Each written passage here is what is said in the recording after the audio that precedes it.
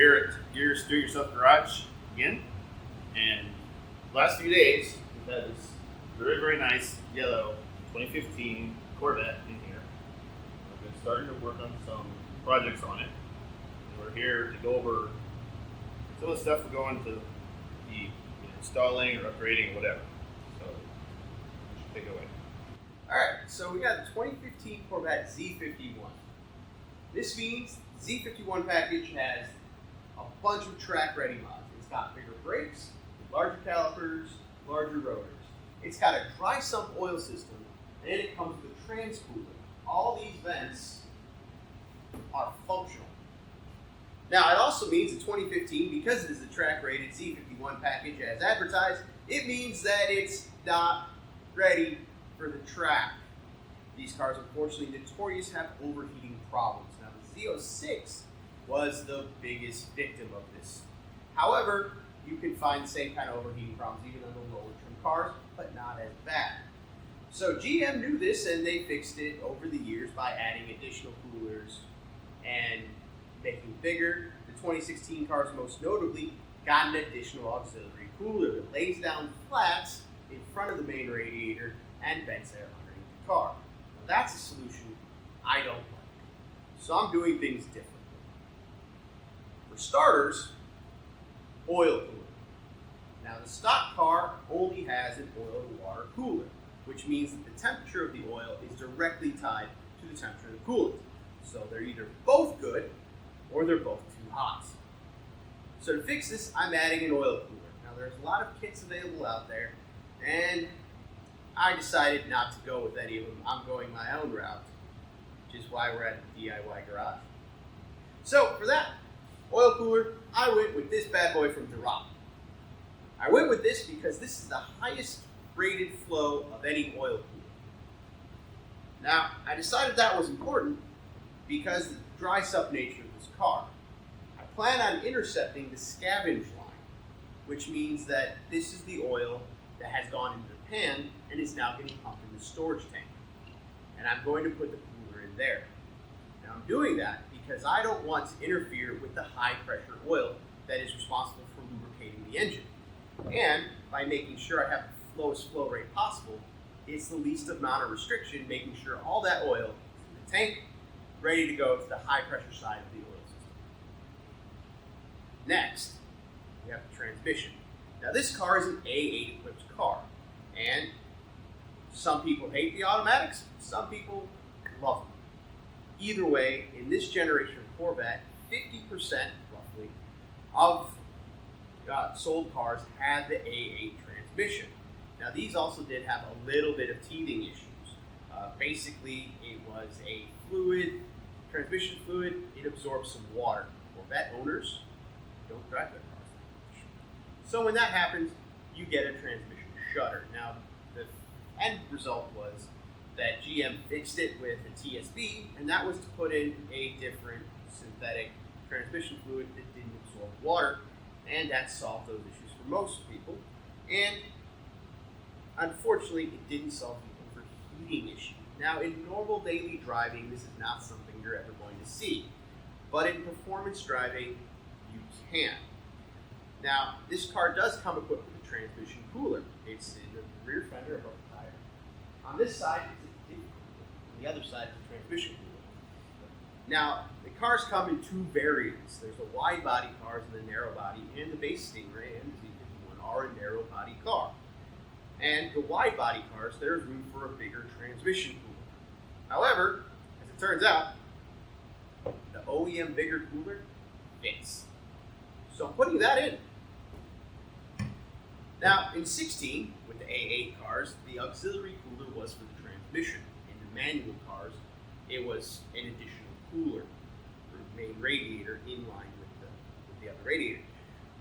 But since we got an A8 car, we're going to need an auxiliary trans cooler. Now, I'm going to mount this one in the cheek of the car. This is another unit for Conundrum. They're made in the USA, and the pricing is very good. Really hard to argue with them. Also easily available at Jegs and Summit, with shipping so fast you kind of forgot you ordered it. No, that doesn't make sense. That's a crappy one. Cut that. Anyway, this should do the job. It'll fit in the car, and it should do the job. Now, adding all these oil coolers and transcoolers, lines and fittings are important. Now, the standard that most people go is straight up AN with braided lines. Now, these get expensive very quickly. They can also be difficult to assemble, and mostly they get expensive very quickly. So, I decided to go a different route. I am using the AeroQuip AQP socketless fittings. Now, these are a barb fitting, so all you gotta do is press the hose on, and it's on. It does not come apart. Now, according to AQP, or AeroQuip, these are rated for 300 degrees Fahrenheit and 300 psi working conditions. Now, with a transcooler and an oil cooler in these systems, we're not going to get anywhere near that pressure. I think we're around 100 psi at max throttle. However, the temperature in stock configuration, the cars are known to get oil and coolants in that ballpark. And then the car does go in a lit mode. So with the additional coolers and with the fail-safe built into the car, I think we should be fine with the 300 degree range because that's what we're trying to stay under.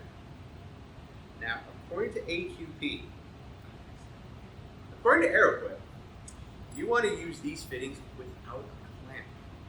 According to them, put a clamp on, it will actually pinch the line on these barbs, causing them to cut into the line, and will cause the line to fail prematurely at lower pressures and lower temperatures. So, this should be really, I lost my train of thought. So this should be no problem putting that together, making it nice and easy. Last, we have a radiator. Now there's a lot of fancy aftermarket radiators available, all beautiful, welded aluminum. They also cost a lot, and I am cheap. So I went with the OEM radiator off the 2019 Z06s and ZR1s equipped with the automatic transmission. This is a factory radiator, and it should bolt right in. Not only that, but it's about twice as thick as the factory cooler that's equipped on the 2015 cars. And if it can support the supercharged 755 horsepower ZR1, I think it'll do fine with the naturally aspirated version of the motor. Anything else? I want to go over just one thing that costs you're talking about to put a piece of gear like this. For instance, on the oil cooler systems we're talking about, there's kits out there available for all this stuff, for all these models. There are, and they get unbelievably expensive. Right. So I know one specific oil cooler kit for this car. It runs $1,500, and that's without the thermostat, and that removes the stock oil to water cooler. I didn't want to go that way because it takes longer to warm up, and frankly, if I add this cooler in line, then it ensures that if my cooler isn't sufficient to keep the oil temperatures under control by itself, you have this stock system that'll still do the job as well. And on top of that, we're improving the stock system with the bigger radiator. So that'll help. Also, I think we can avoid a thermostat this way because now the oil temperature and the coolant will be tied together by that stock cooler, and that has a thermostat in the system. And a lot of those other systems are you said that one was $1,500, they go up from there too, right? Yeah, there are several companies that make kits to add coolers similar to what we're doing in the Jeep car. Much more common on the Z06 versions because they have, in addition to needing these same cooling upgrades, they also have the intercoolers. So it's a lot more going on with those, but those are thousands of dollars. And this is a lot cheaper. Right. These parts are available from these two are factory units. They're available from places like Rock Auto, reasonable prices. You can spend a lot more if you go to the dealer. Yeah. Okay. Cool beans. We're going to be looking at this stuff closer as we keep going through the project, so stay tuned.